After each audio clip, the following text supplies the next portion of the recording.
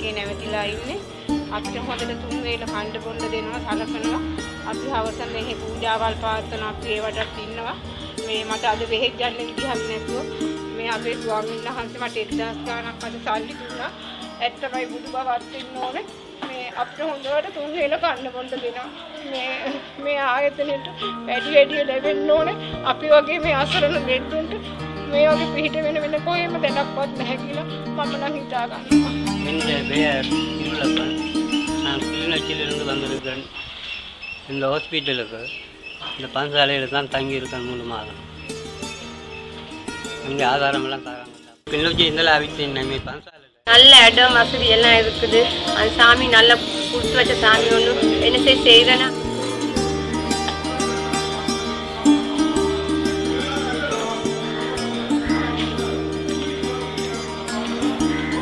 මම අනුරාධපුර ගල්නාවේ ඉඳලා ඇවිල්ලා ඉන්නේ.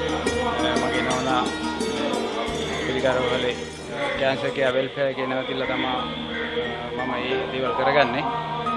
මෙතන පහසුකම් තියෙනවා අපිට නාගන්න, ටොයිලට්, බාත්රූම්, නිදාගන්න, 3 වේලම කෑම දෙනවා.